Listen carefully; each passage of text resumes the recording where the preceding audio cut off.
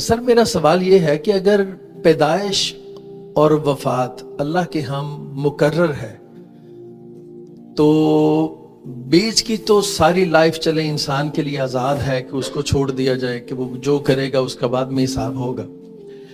اگر موت بھی یقیناً ہے اور اللہ کے ہاں اس کی ریزن بھی یقیناً فکسڈ ہوگی کہ اس شخص نے کیسے مرنا ہے، تو اس صورت میں جو شخص قتل ہو جاتا ہے تو یقیناً پھر اس کا قاتل بھی تو کوئی اللہ تعالیٰ نے لکھا ہوگا.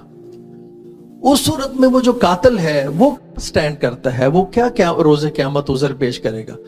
وہ تو یہ کہہ سکتا ہے کہ اللہ میرا تو قصور ہی نہیں ہے، یہ تو آپ نے لکھا ہوا تھا. دیکھیے، یہ ایک لفظ آپ نے اس میں داخل کر دیا، لکھا ہوا ہے.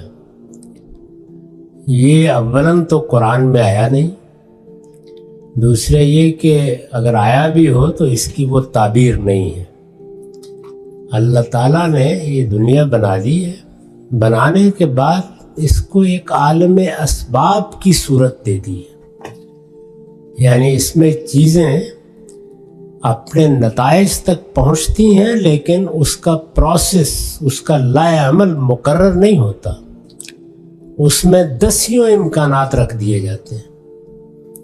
اسی چیز کو ہمارے پرانے اہل علم تقدیر معلق کہتے تھے، یعنی چیزیں شرائط کے ساتھ بیان ہو جاتی. یہ فلاں معاملہ اس طرح ہوگا تو یہ نتیجہ نکلے گا، اس طرح ہوگا تو یہ نتیجہ نکلے گا.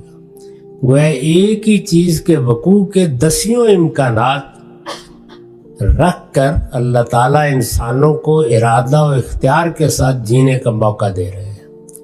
تو اس لیے کہ جو سارا بیان آپ نے فرمایا ہے یہ واقعے کے خلاف ہے.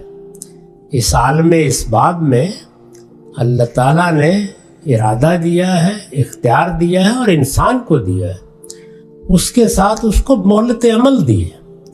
اور اس مہلت عمل میں جو اہداف یا ٹارگٹس مقرر کیے ہیں، موت بھی ایک ہدف ہے جس تک ہم آگے بڑھ رہے ہیں. اس کے لیے دسیوں امکانات رکھتی ہے. ان میں سے کوئی امکان روبہ عمل ہو جائے گا، وہ کوئی امکان دسیوں امکانات میں سے ایک دو ہوں گے، لیکن اللہ اس کا علم رکھتا ہے. تو یہ بس دو باتیں الگ الگ ہیں بالکل. امکانات کی دنیا متعین اور محدود نہیں ہے، اور اللہ کا علم کبھی غلط نہیں ہو سکتا. دونوں کو بیک وقت اس طرح مانا جاتا ہے.